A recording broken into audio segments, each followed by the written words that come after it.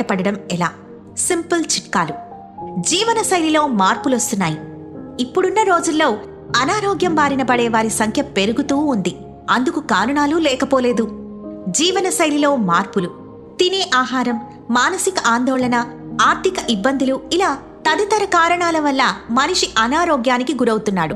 ఇక మానసిక ఒత్తిళ్లు, తదితర కారణాల వల్ల ఎందరో ఆత్మహత్యలకు పాల్పడుతూ తమ విలువైన జీవితాన్ని పోగొట్టుకుంటున్నారు. కానీ ఆత్మహత్య చేసుకుంటే సమస్యకు పరిష్కారం కాదని మానసిక నిపుణులు చెబుతున్నా కొందరు ఇలాంటి ఘటనలకు పాల్పడుతూనే ఉన్నారు. ఎన్నో రకాల కారణాలు వెంటాడుతూ ఆత్మహత్యకు కారణమవుతున్నాయి. అంతేకాదు, మానసిక ఒత్తిళ్లు కూడా ఒక కారణంగా చెప్పచ్చు. ఇక కరోనా మహమ్మారి కారణంగా ఆర్థికంగా ఇబ్బందులు పడడం, ఇప్పుడున్న పరిస్థితులను జయించలేక ఆత్మహత్యలకు పాల్పడుతున్నారు.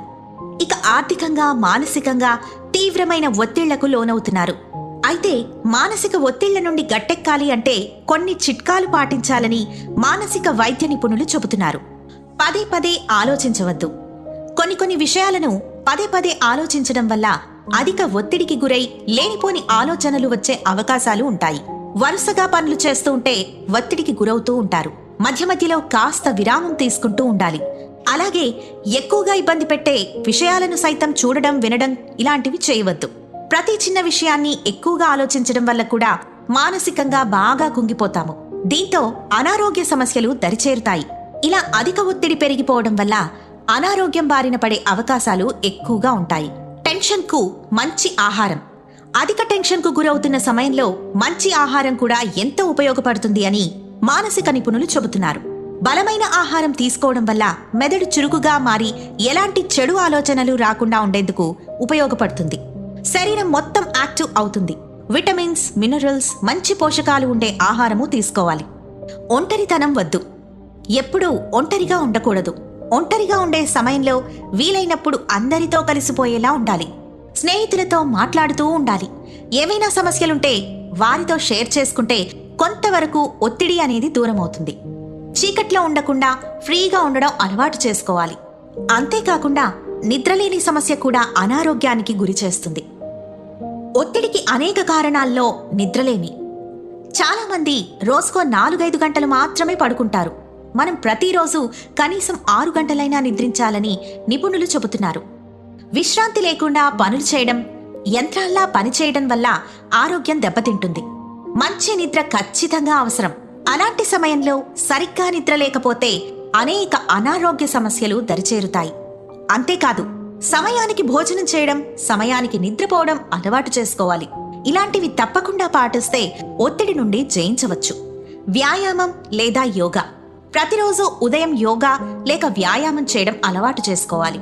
ఒత్తిడి తగ్గాలి అంటే వ్యాయామం, వాకింగ్, రన్నింగ్ తప్పకుండా చేయాలి. కనీసం రోజుకు 45 నిమిషాల పాటు ఈ వ్యాయామాలు చేయడం వల్ల ఒత్తిడి తగ్గి మనసు ప్రశాంతంగా ఉండడానికి సహాయపడుతుంది. ఒత్తిడిని జయించేందుకు కొన్ని చిట్కాలు. కంటి నిండా నిద్ర ఉండే వ్యక్తులకు ఒత్తిడిని సులువుగా జయిస్తారని చెప్పొచ్చు. రాత్రిపూట త్వరగా నిద్రపోయి ఉదయం త్వరగా లేస్తే మానసిక ప్రశాంతత దొరుకుతుంది. మద్యానికి దూరంగా ఉండడం. చెడు అలవాటు అని తెలిసినా మద్యాన్ని మానేయలేరు. కానీ మద్యం సేవించిన తర్వాత కోపం పెరిగి ఇతరులతో గొడవ పడడం, కోపాన్ని ప్రదర్శించడం చేస్తారు. దీనివల్ల కొన్ని సంబంధాలు కోల్పోతారు కూడా. సాధ్యమైనంత వరకు మద్యం తీసుకోవడం తగ్గించడం మంచిది. మద్యం సేవించడం వల్ల మన శరీరంలో రోగనిరోధక శక్తి తగ్గి వైరస్ బారిన పడే అవకాశాలు పెరుగుతూ ఉన్నాయి. మరికొన్ని మార్గాలు. మానసిక ఒత్తిడికి గురైనప్పుడు మనకు లభించిన సమయాన్ని సరైన కార్యక్రమాలు ఎంచుకోవడంతో పాటు సానుకూల దృక్పథం గల ఆలోచనలు చేస్తూ సరైన రీతిలో వాటిని సద్వినియోగం చేసుకోవాలి. టీవీలలో మానసిక ఉల్లాసం కలిగించే కార్యక్రమాలు చూడడం మంచిది.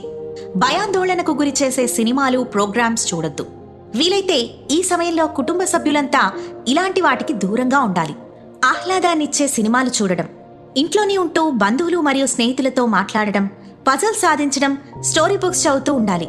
వ్యాయామాలు చేయడం, ఇంట్లో వారికి పనుల్లో సాయం చేయడం, కుటుంబ సభ్యులతో సరదాగా మాట్లాడడం, కుటుంబ సభ్యులతో కలిసి ఉండడం చేస్తూ ఉండాలి. మరీ ఎక్కువ ఒత్తిడికి గురైనప్పుడు గదిలో ఒంటరిగా ఉండకూడదు. అలాగే ఇలాంటి సందర్భాలు ఎదురైనప్పుడు సొంత వైద్యం చేసుకుని ఇబ్బంది పడకుండా అందుబాటులో ఉన్న సరైన వైద్యుని సంప్రదించి